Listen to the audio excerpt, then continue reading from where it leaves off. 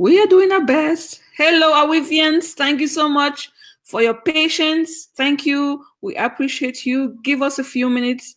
We are back again with this live stream that doesn't seem to want to work. So please bear with us. Bear with us. Bear with us.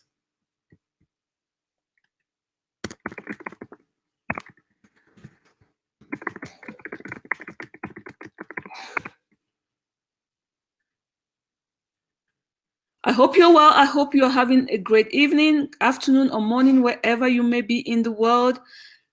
Please come join us. Be patient with us. We are having serious technical problems. I was frozen. He was frozen. We tried again. We are here. We are live. I see we have one live viewer. We have some thumbs up, some likes. Thank you so much. Selma, for joining us. Thank you so much.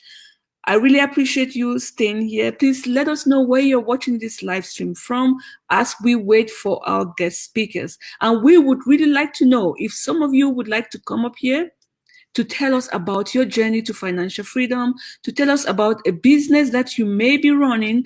Come up here and let us know who you are, what you do, and how we can better support you. Today is an amazing day because we are not only talking to women, men, we are talking to the youth of Africa. Did you know that Africa has the youngest population in the entire world? Africa has 200 million people aged between 15 and 24. So that should ring a bell.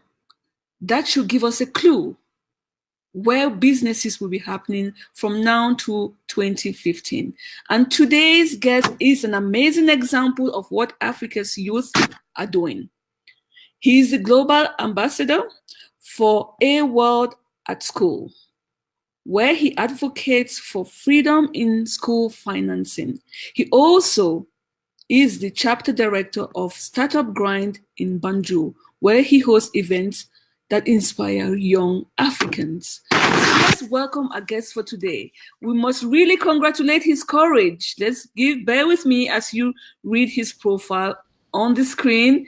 Just bear with me, bear with me, bear with me. We have Modou with us today. Hello, how are you? I'm doing well. I'm doing well, Lillian. Thanks for having me on the show. It's a pleasure. Thank you. Yeah. First of all, for your patience. Sorry. That time of the year. Thank you for your patience. But most of all, thank you for the good work you do in Africa. Tell us a bit about yourself, please, while I catch my breath. Oh no, he's frozen again.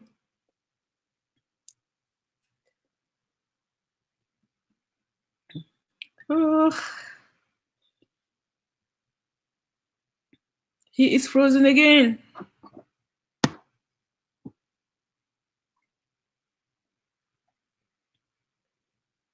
We are really having technical problems. Yes, he's frozen again. Selma, thank you so much. Thank you for your patience. Today is not our day, but we are not going to give up. I will be here. If he comes back, if Modou comes back, fine. He is coming back. So please don't go away.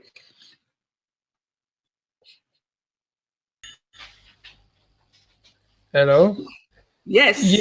Yes. A quick introduction. I know it's quite something else, but yeah, basically, as the avatar says, I'm a global youth ambassador for the World at School, and I am among the 800 in the world that is actually helping, to ensure that youth, children are given the access to education through pushing reforms in the General Assembly at the United Nations.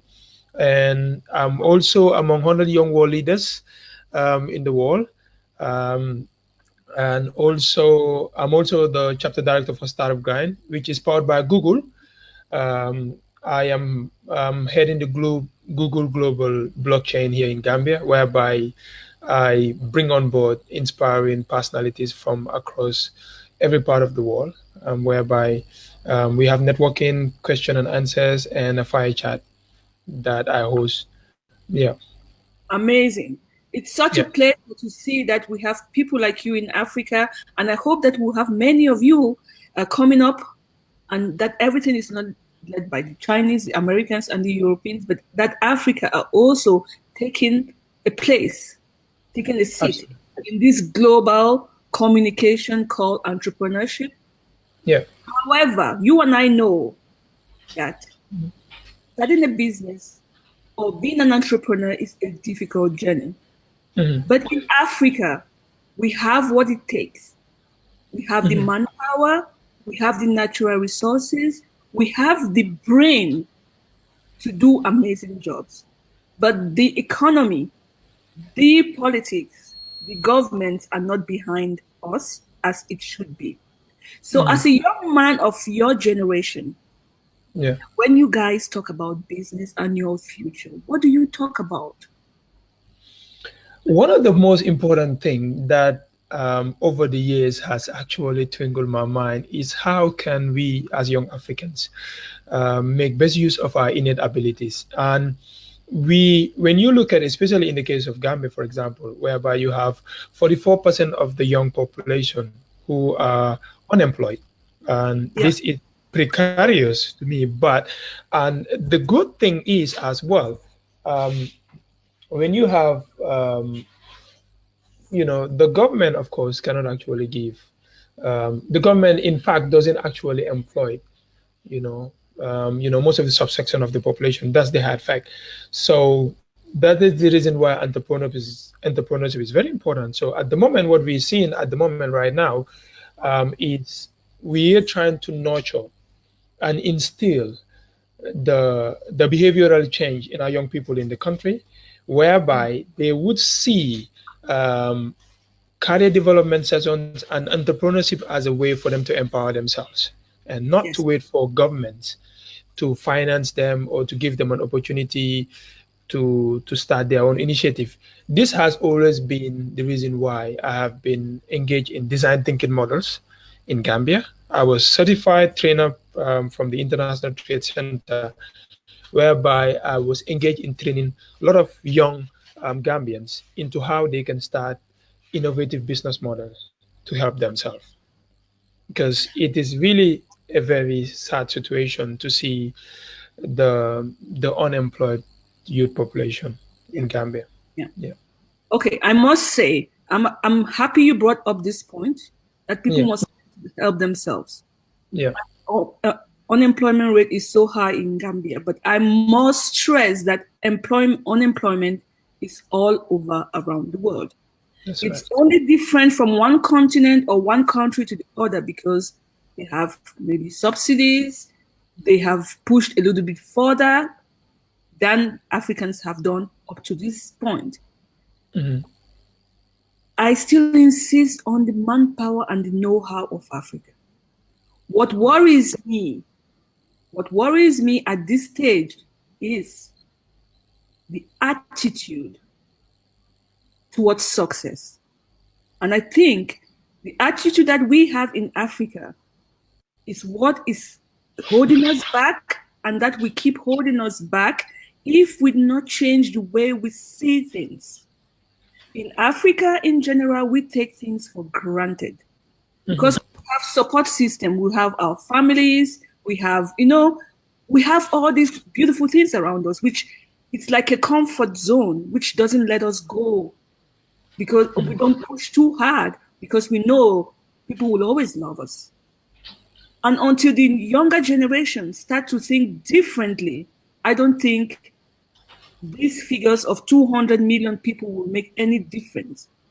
Do you see any change in mindset, in mentality, in attitude from your parents and you? Do you see any change in this generation that I you? absolutely, yeah, I absolutely believe that there will be change.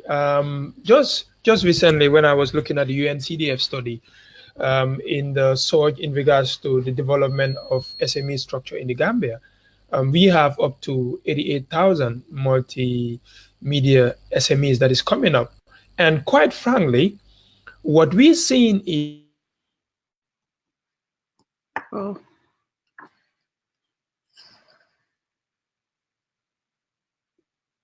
we are frozen again. Oh, this is a beautiful conversation, which I would have really loved to continue. I hope he will be able to come back. Let me take him off the screen. Maybe that helps him to be back. Please bear with us. Bear with us. We are having technical problems, but I am pretty sure that we can handle this. I am pretty sure this conversation will continue. Please bear with us as we try to see if Modou will be back. I think he's back. He's back, but I've just put on the quote of the day for you on the screen so you can reflect upon it. He's not giving up, me neither. So let's bring him back to the screen. We are not giving up. No, we are not. We are not. We are not. Africa is so precious for us to give up. And what I was just saying is this: I still believe that the mindset is going to change. When you look at even the revolution of the mindset of Africans now coming up, even in our political agenda, it is showing you that at least we are pretty much cautioned about what our future holds. And that is where, as well, we need mentorship as well. And one of the reasons why I also had to bring Startup Grind in Gambia is I've realized that in Europe, people pay a lot to go into networking events. Yes. Why not we bring it to Africa? Why don't we have people that have done it and sit down and show the young people that this is the way forward? And, we can't precondition our mind to think in a certain way sometimes because we haven't reached that level yet. But if we see the way it is done and we see the realistic, positive vibes coming up from, founders, beyond Africa, then we can believe that, of course, we can do it. And I'm forever optimistic that it is going to change by seeing the innovative models that is coming up, with the design of a lot of apps that is coming up from young people from Africa and beyond, that Africa will definitely have the mindset changing as well. Mm-hmm. So as the director we have an echo. As the director of the chapter, yeah, what is your role exactly? Apart from creating events and creating awareness, how do you support the youth to carry forward? What is your step-by-step process that you could share with us? So if there is any youth listening to us today, that might be that aha moment where the person can think, this is what I was looking for, and this is how I can go about it. One of the things I looked at, which was a major problem as well, is I've seen that we haven't got career development topics in our school systems. And most of the time you go from a length of 12 years of education without even having to learn anything about entrepreneurship, for example, in our career development, in our topics in our school system. And one of the things that I've been writing recently is to publish articles and stress the need of governments to introduce these topics in our school system so that before these students graduate, they already have an idea as to what they want to be in life.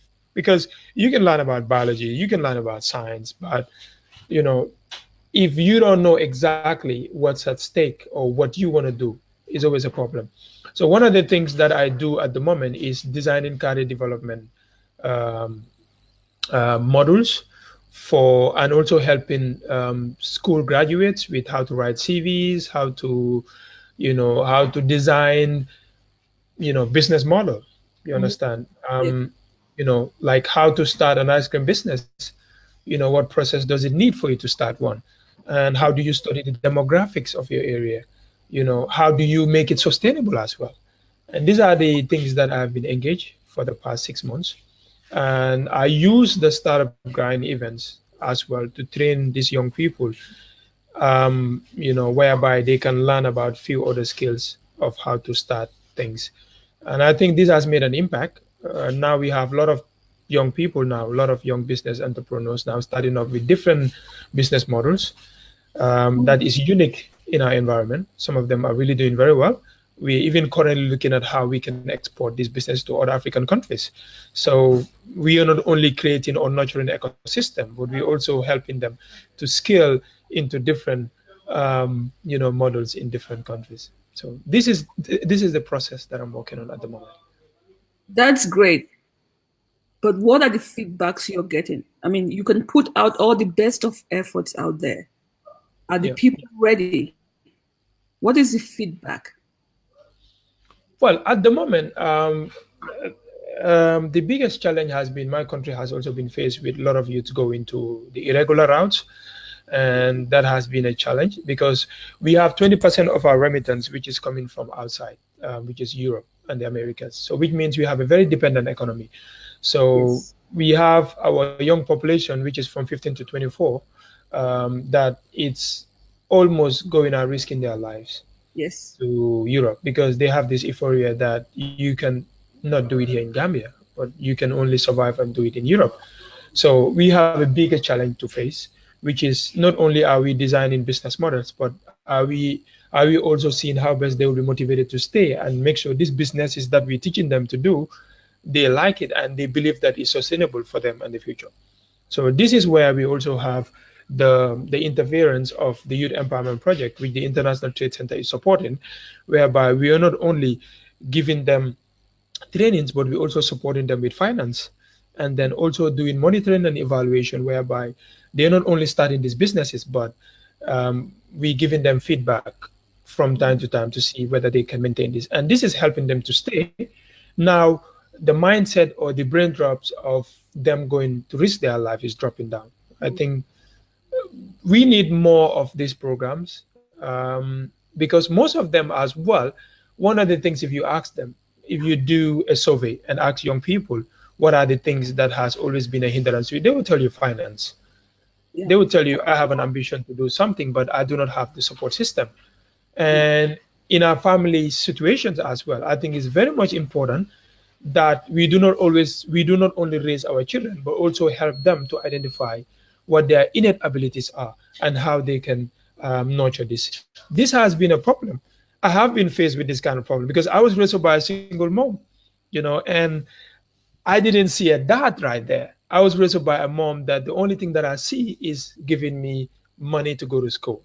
So meaning that, I had to learn it the hard way for me to understand what exactly I want. There was no mentorship, there's nothing. I was just out on the street whereby everything was volatile. So a lot of youths are going through the same process.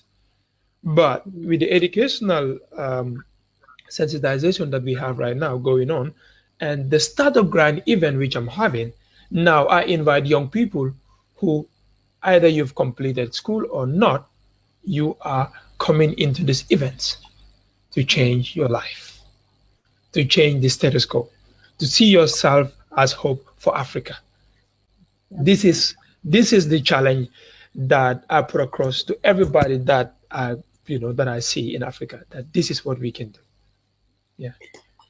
I must say, you touch on you being raised by a single mother and you do not have like a role model, which is the case of many, many children in Africa. Hmm. But also, I must also express, as a child of that continent, that very often when we raise children, we raise them Hmm. with a lot of hope, which Hmm. becomes a burden. Hmm. We take our children for our insurances, our life insurance. When they grow up, they'll take care of me. And Hmm. as I grow up, now the adult that I am, looking at it from a distance, it was normal, and it's still normal for me to help family members. That's normal. But I have also noticed that this responsibility is a load which you carry all your life. And you might not be, no matter how strong and resilient and hardworking you are, you might it might take a longer time for you to succeed and even be fulfilled, because it's like you have a life that you have to first satisfy, which is a family life, then your Hmm. own life. But Hmm. if you look at it from the European side, they are coming from a different direction, thinking of yourself first, then you help others. That's right. Now in Africa, we would say that's selfish. Hmm. But as a person who has grown equally in Africa and in Europe, I must give the credit to the Western world that if you cannot help yourself, you can never be able to help somebody else. Because you can help from time to time, but you will never be able to go to the depth of the education that you may need to be that successful, to be able to help freely. So it's like we are on a string here, trying to do it, be it, and not really it. How can we, without forgetting the culture, without being selfish, how can this younger generation still be and go to the end of their dreams as far as possible? How can they manage this double life that we have? That's a very interesting question. And I would say that the truth is we have a very smart young African population. And one of the things that I've looked at and I've actually seen going on, it's we have lacked the credibility of leaders showing us the way. And I believe, looking at the economic structure of Africa, we do not have a lot of manufacturing companies that would produce jobs. Yeah. But do we have responsible leaders that will steer the affairs of our countries in the most respectful manner, in the most dignified manner, and also understanding that there are, because at the end of the day, we have leaders that are selfish, that are only living for themselves, without looking back at those that are behind them, which is the population. And you look at most of the African presidents, for example, they drive cars that even European presidents don't have. Mm-hmm. And you ask yourself the question, is Africa really poor? Mm-hmm. So you see a lot of young people in the streets, they are not inspired at all by our leaders. Until we start to have young representative leaders in our national assemblies, in our executive systems, we are not going to see an improve in our economic state, nothing more. And I also applaud I have friends that are also global youth ambassadors across Nigeria that have signed the Not Too Young to Run bill, which was endorsed recently by the government to allow young people to participate in decision making. This is very key, because young people also want to be part of the development agendas of their country. But we have this. We have the older generation that is not willing to resign from this position, or we have laws that do not allow a 28-year-old, for example, to run for certain positions, or a 30-year-old to run for positions. I think this is definitely not fair for the dispensation of our political situation in Africa. Until we realize that we need young people to represent us and represent ourselves, our dreams, we have a problem. Absolutely. And we have a comment from Selma, which says, in Africa, refuse to let the teenager to work in holiday or trying to do business instead in Europe at 16, they can travel, work alone. I don't know what that means. And then the parents refuse. So, we will have to chat with her a little bit to get what she's trying to say. So if we know there is a generational problem, how do we start to solve that problem? How do you and I make a difference today without being an offense to the older generation? It's just being responsible for our actions, being responsible for everything that we do in our lives. Everything counts when you put responsibility in it. And that's what I always tell young people when we are having entrepreneurship sessions. Whatever goes in our lives is our own responsibility. We have to stop the blame game that there's a certain segment that is responsible for our failure. I think it's time for Africans, and it's time for young Africans, looking at the population dominance, that we start to believe that we are a responsibility to our various countries. We are a responsibility to our political dispensation. We are responsibility to how peaceful our countries are. And we can only do that by taking our country seriously, by taking ownership of what we have. We cannot do that by not changing our mindset. And our responsibilities for all of us is for us to believe that the future is ours, and we can start doing that by loving each other, by supporting each other, by mentoring each other, by ensuring that we hold accountable to our actions, to ourselves, and to God as well. Yeah. I completely agree with you.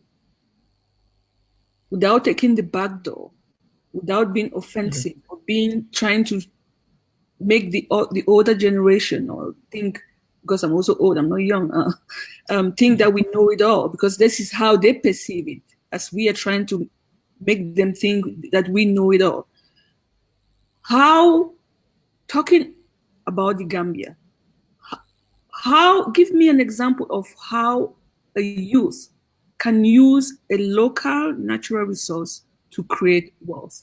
I can give you zillions in Cameroon, which I will, but in the case of Gambia, just tell me the example you see, which is an opportunity which is not being used. There is a lot. We have, for example, we produce a lot of mangoes, for example. And one of the things that I've always, told young people in Gambia is I think we need to be very conservative of our environment. What do we produce? What do we make? I think it's important. And since we are mainly dependent on subsistence farming, for example, in the case of Gambia, whereby agriculture plays a lot, it is 60% contribution to our GDP, which is, I think, it's amazing. But we cannot rely on the weather. It is very unpredictable sometimes. But I always tell the young people, look at what exactly do we produce in our countries, even if you don't have raw materials, or even if you don't have minerals. Now, we produce a lot of mangoes. How many young Gambians are thinking of making mango as a juice, in a local juice, to start selling? And these are the things that we are trying to redefine. These are things that we're trying to look at. How can we use the things that we have in our environment, or the things that we produce, to make it as economic benefits for ourselves? And Africa, we produce a lot of rice. You go to a lot of countries, we produce a lot of rice, we produce maize, we produce different kinds of biennial, perennial products that could sustain us. But instead of depending on the subsistence farming, are we really thinking of also commercializing this, whereby we can put it in supermarkets instead of having to import a lot of products from outside? How do we ensure that this local juice, we can have a juice that is locally made in Gambia, and it is as much dominance to the one that is imported? And how do our food and safety authorities in our countries as well make sure that we put controls of food systems that we import as well? And because most of the entrepreneurs I've talked about is like, they are designing a lot of things, but are we really promoting them to move on? Because we have a lot of these products that is coming from outside that is dominating our market. How does the government ensure that we have regulation that would also promote the influx of young people starting with businesses?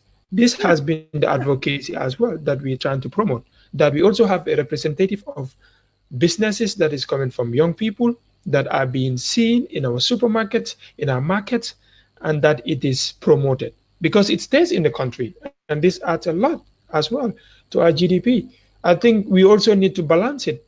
Are we really ready to keep on importing goods from Europe? What if there is a price hoax, where whatever there is a turmoil whereby we cannot import anymore? What do we rely on to? This is what young people need to look at. I think it's important that we focus on the agricultural sector, and things that we can do that we can make ourselves sufficient without having to depend on the importation of goods as well, and promote it as well.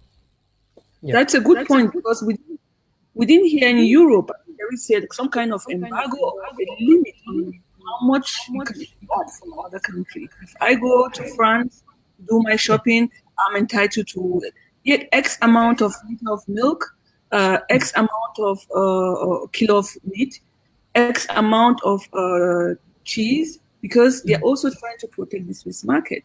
So these are the things that the politicians have to look into, but it's now the time for the youth to start reflecting in that direction. It's true that importing without exporting and not trying to produce anything local, it's nonsense. And it's not only in Gambia, in Cameroon as well, in Nigeria as well, in Kenya. It's like there is a curse that we think that anything that's imported is better than what is produced locally, Exactly. which is not true. I think it's time. Those are the kind of the shift in mindset which we really need to start working on.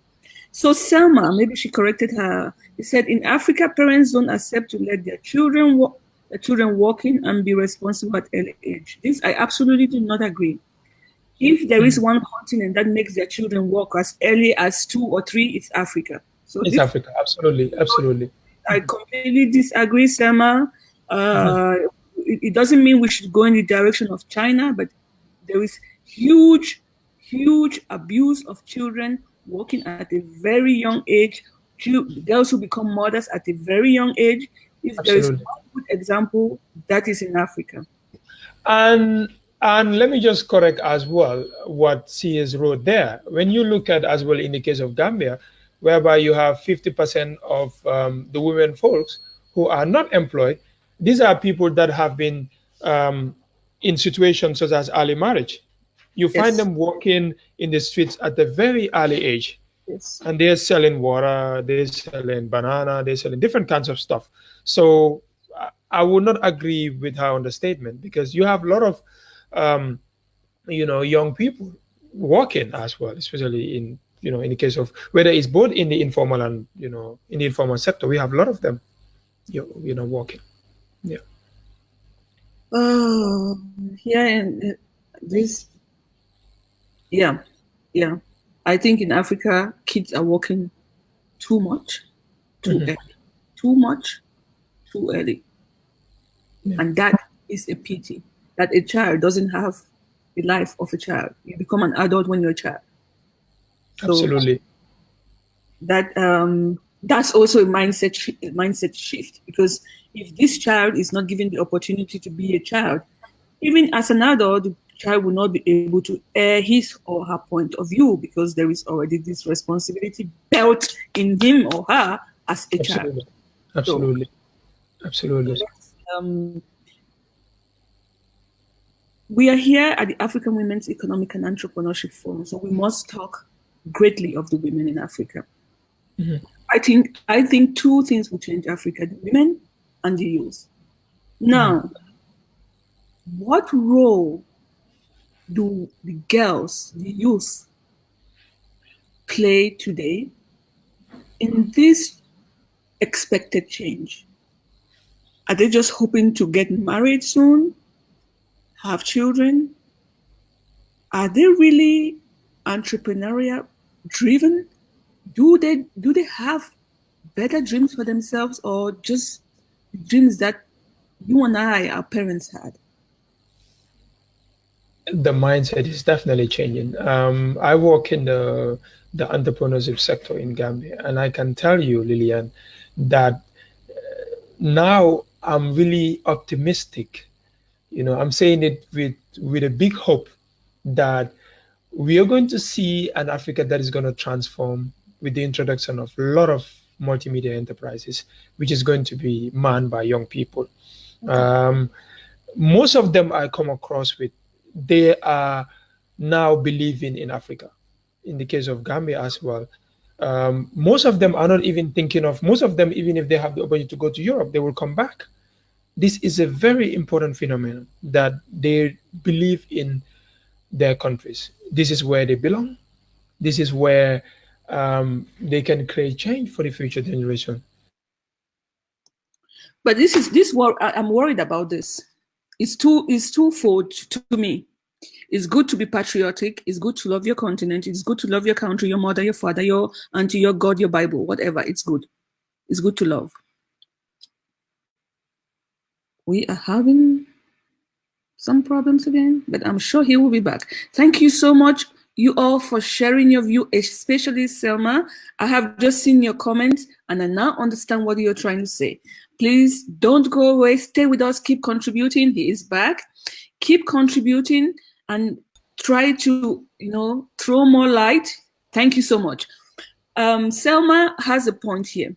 And this is where maybe I got confused in the beginning. Sorry, I talk in my country, Algeria.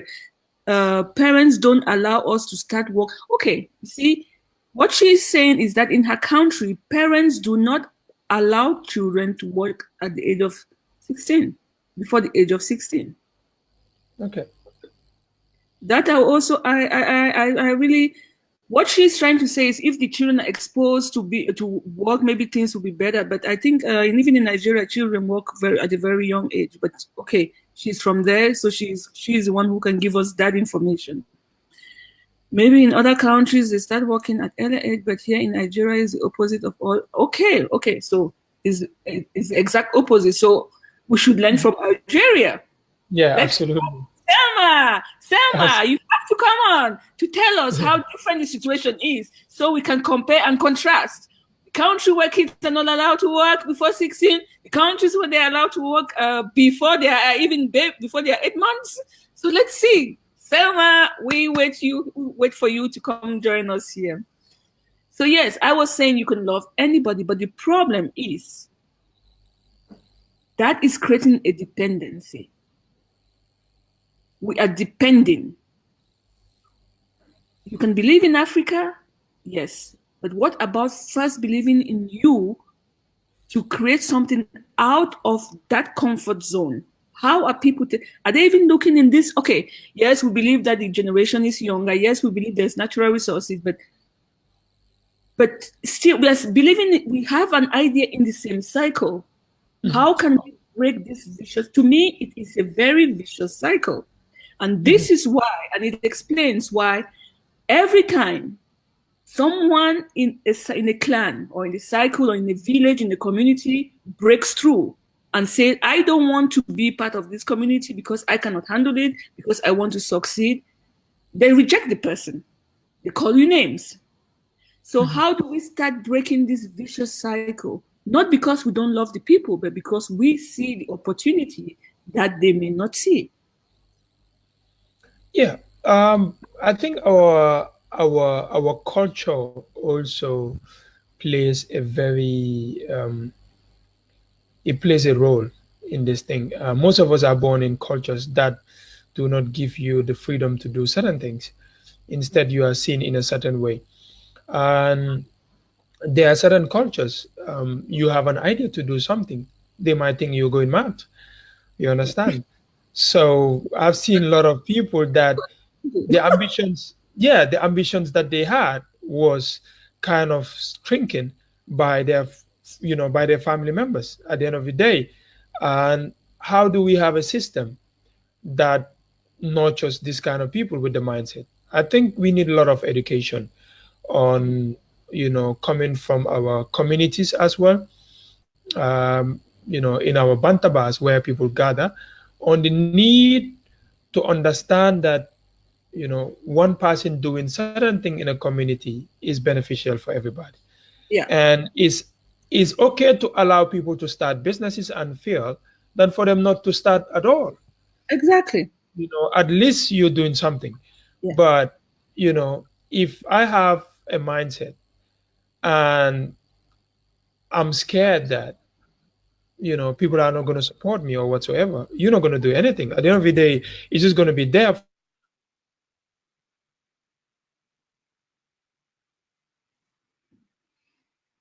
fail. We are frozen again. But I'm sure he will be back. Selma, we wait to have you here live to express your viewpoint and to explain how giving children the opportunity to start working early can contribute to their financial freedom or entrepreneurship. We're back.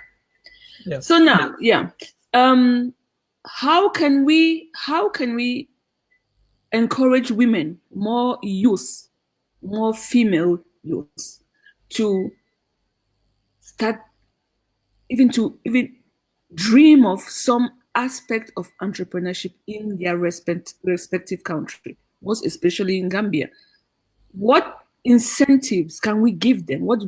Everybody wants finance, but the problem is not everybody can handle the finance. If you give somebody the money today to start business, most of them will fail. Again, failure is not a bad thing, but it's just been mismanaged for wrong reasons.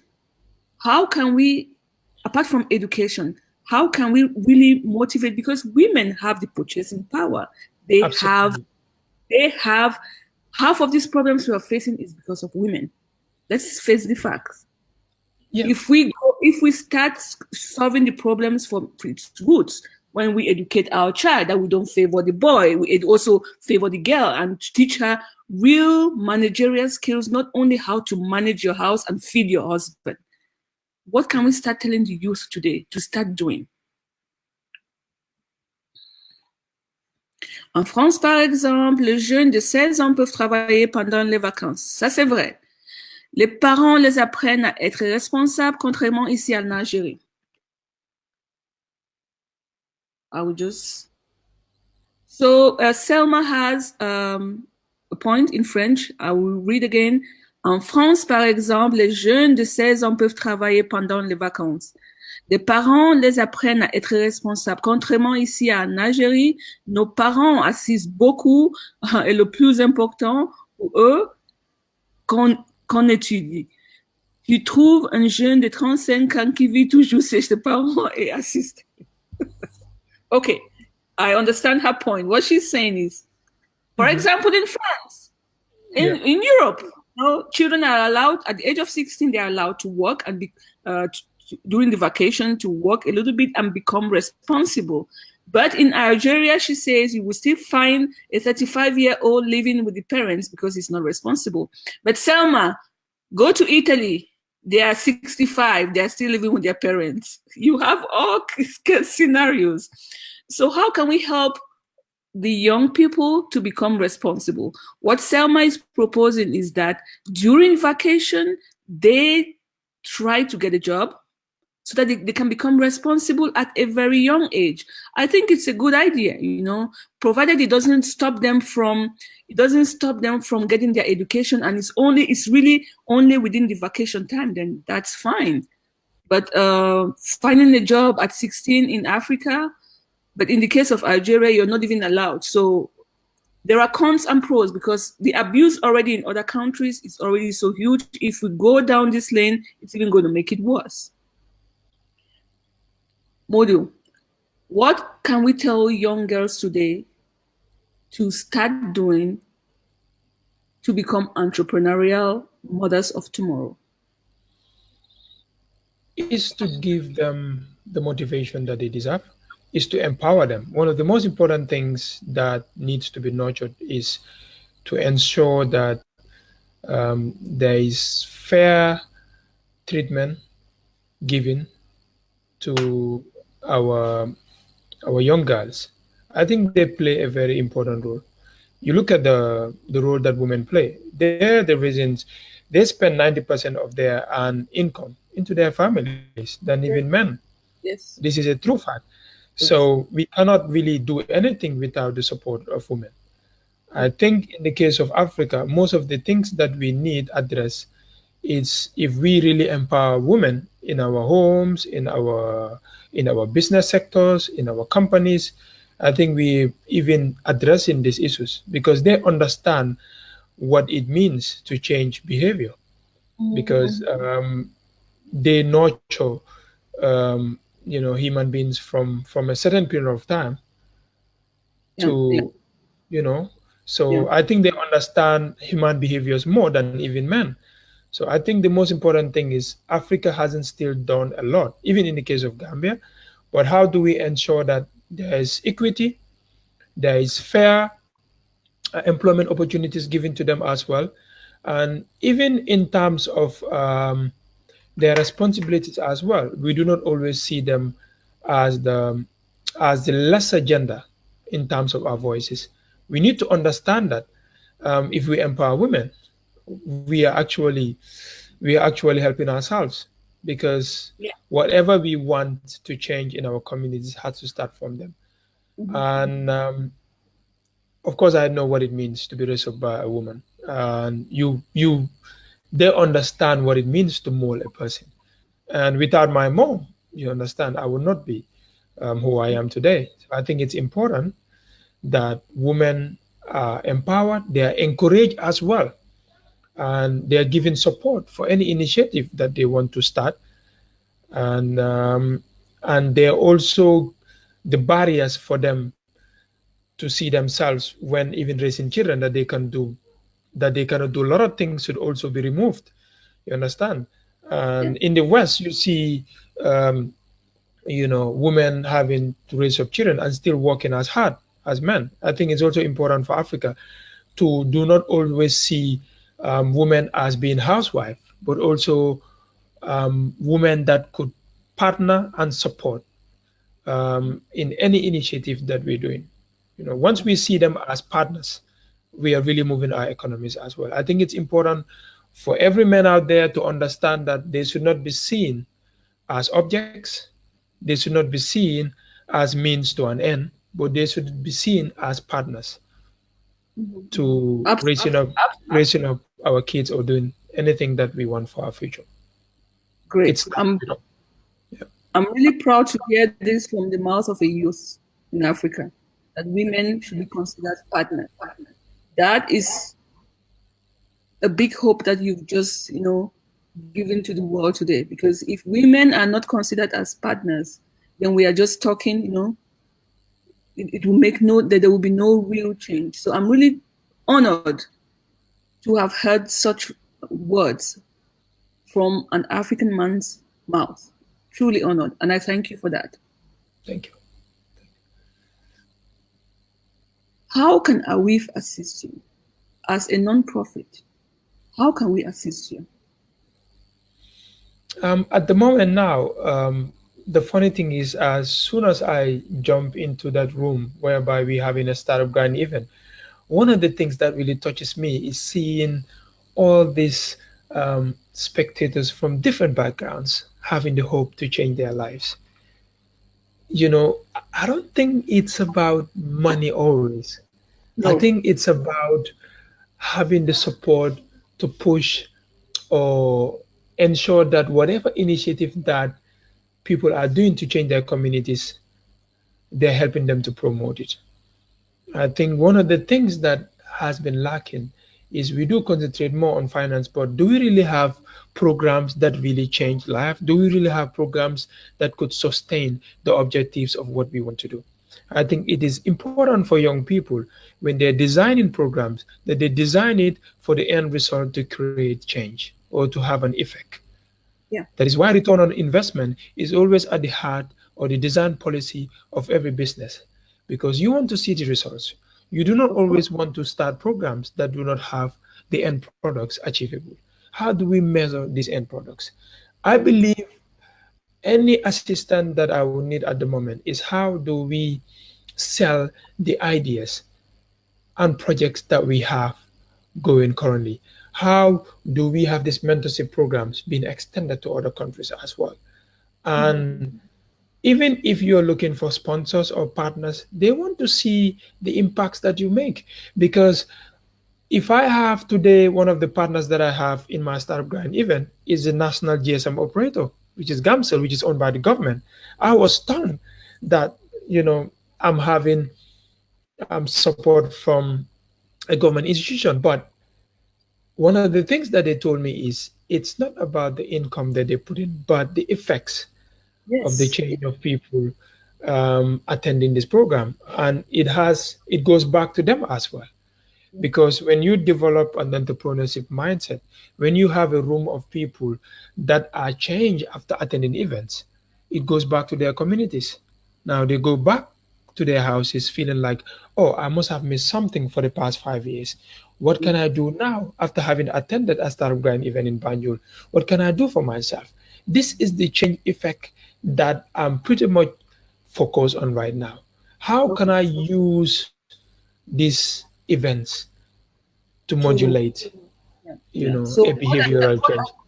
what are you looking for in this sense? Are you looking for someone to help you coach these people? Are you looking for role models to show these people that it is possible? Yeah. If I As can bring right, you to Gambia, I would definitely do that right now. One of the I, things that I'm looking at is how can I bring one of the most unexpected personalities to come to Gambia to yeah, just inspire these people. And most of the time, you know, we, we see a lot of, um, movies. These young people are attracted to what they see on the TVs, but when they go in events that has an effect on their career, you see the behavioral change. Some of of them, course. even before going into these events, they had no idea about that they had these innate abilities in them. I think Mm. this is the focus trend that we need to continue to push forward. I think we are frozen again. But I'm so pleased that we did not give up and that we heard the words from a young African that women are partners. That is the tip of the iceberg. I'm so honored. Coming back again. So yeah, um, what I can propose to you, and we can discuss further behind the scenes, is if you're looking for coaching to empower these young people, you can have part of me to help you do that. So thank you so much. So we have to find ways on how we can do that because again, financing projects, it's not what is really going to save Africa. But change and the belief in themselves is what is going to make things really move forward faster and in a more sustainable manner. So let's Uh, go. Yes, yeah, I please. was just going to say something very important. When you look at the dependency rate of Africa in terms of depending on foreign aid, I think I've just been discussing this with a young person recently before I got into this interview. I think it's important that our leaders understand that Africa cannot still be dependent on foreign aid. We need to see, even if it's going to cost us for us to bear the trend of hardship, this is how we get up and develop Yes. ourselves. If we keep on continuing to rely on foreign aid, these are causing more harm to our economy. These are even giving us more corruption. Because when these aids come, the money channel is not even visualized. It goes into, a certain circle, and it doesn't filter down to our communities. Yeah. But if we start to use the elements that we have in our system, the taxes that we have, how do we manage this? In the case of Gambia, we make up to 800 million dollars in revenue. I think that's a lot of money. So why I still would not understand why would our economy still be dependent on foreign aid if we make that amount of money only from taxes, I'm telling you. And that's even different from having an oil exploration coming through. How do we ensure that we utilize these resources without I, having to? I think it is clear to me, it's the same in Cameroon, it's clear to me that it is time for the youth to forget about the government. Mhm, And it's time for them to fend for themselves, believe in themselves, and do what is right for themselves and their community. Because the mhm, higher you go, apparently it's not going to make any difference. mhm, So this is what we really have to nail in or to help the people to understand. mhm. Because there is an aspect of fear as well. If you don't depend on the government, then how are they going to manage? But in any case, you're not managing now, you're just surviving, Yeah. you know? So it's time to change the way things are being approached. It's time to change the way we do business, the way we think, and how we want to see our future. Mhm, mhm. So I'm behind you on this one. We can carry the discussion further here. But before I let you go, I also have 3 tips to share with you for all the youth back there in Africa, in Gambia. I was one of you. Mhm. I was like you. When I was in the university, when I was primary school, I sold bonbons to make benefits. University, I sold chains, jewelries to make money. So I was like you. And the fact that I'm out of there, I have a broader view than most of you have. So my first tip for you, if you really want 2019 to be different, it is possible, but not on the same conditions. Not on the same conditions. Not with the same friends and cycles of people that you're hanging around today.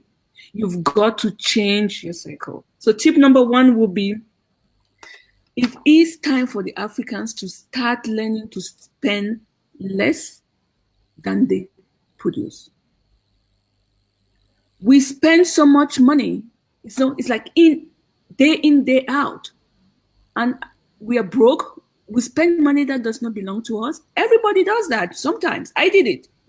I would take from my friends thinking I would get, but I never got. So it's time for us to start really thinking, how much do I have? We want to have the best the best shoes for our weddings. We want to have the best death ceremony. We want to have the best cars. Do we really have the money for all of that? It's time to learn to spend less. Later on, you can have all those things. But when you start small and please spend less. Tip number 2 is, Africans, we have to learn to work smarter, not harder. We tend to go for the hard stuff. Meanwhile, we are not productive at all. We just drag things for months and months, and there is no result to pull for it. Let's work smarter. We have a great sense of community in Africa. If we can help each other, if you know something that I don't know, why don't we trade ideas? Why don't we trade ideas? And in that way, it's costing us less. This one, nobody's going to like me in Gambia or in Africa. But we must be ready to fail. We must be ready to fail. In Africa, we are sad or frightened to fail because our neighbors will mock at us, our friends, our families will mock at us. But it's only from failures that we really find the true sense of success, because we correct ourselves. But very often we don't even dare to start because we know we will fail, or we are afraid of failing. You've not even started, but you're already afraid of failing. So please do me a favor, spend less, fail. Just start to do something. Change your environment a little bit. If you're the smartest person in that room, go get another room. Go find other friends. Hang out with different people. That's how I see the shift that's going to happen in Africa among the youths. What do you have to add to my 3 tips? Amazing. And this is food for thought for me, in fact, and for the rest of the youths that are actually watching, that have hopes to change their life. It's important that they take these 3 elements very seriously, and in their personal lives as well. It is interesting, and thank you so much. You've been doing an amazing job as well, and not only in Africa but beyond. And we're really proud of you, and we're hoping that this dispensation will go along in also creating change in a lot of places across the world. And I'm also proud to be a member of the African Women's Economic Forum as well. We are happy to have you on board. Men like you should be on board. You should be on the panel. It's time to have this discussion. If we want change, it's up to us. Nobody's coming to change us. Nobody's coming to help us. People will only come to get from you. But if we really want change, it's up to us. And I am absolutely proud to have met you. Thank you so much for all the amazing work you're doing out there. I will stand behind you in my own little way to coach, to work on the mentality or to the shift that people have to make. You can count on me. And we hope that many people who would watch this live stream either as a replay will also comment or give us their feedback, either privately by email if you don't want your comments to be on Facebook. Give us your feedback. Tell us what's holding you back. We would really like to know some of those things. We know we are Africans. We know what's holding us back. But it's also time for us to talk about it. And I believe that the star that you are, you can make a difference in that continent. Thank you so much. Modou, Thank you so much. and Thank we'll you. continue discussion at another platform. Thank you very much. Thank you so much. The pleasure is mine. Thank you. Thanks for having me. Bye bye. Bye. You too. So that was it, Awifians. Thank you so much. I really appreciate your time. This is really an amazing conversation, which we should keep on having. Africa needs us. The youth needs us. It's for us, those who've been there, who have succeeded, to help them.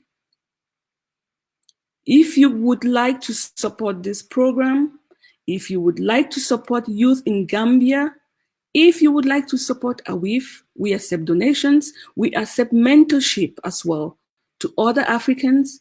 Do let us know, send us a Facebook message or an email. I'm sure you know my email by now, but if not, I'm going to put the email right here at the end of this live stream.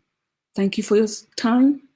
Thank you for your feedback, and there is hope in Africa. My name is Lilian Mole, and I am the founder and CEO of the African Women's Economic and Entrepreneurship Forum, the place where we challenge the status quo for economic advancement of women in Africa. Do take care, and I will catch you in the next live stream. Bye.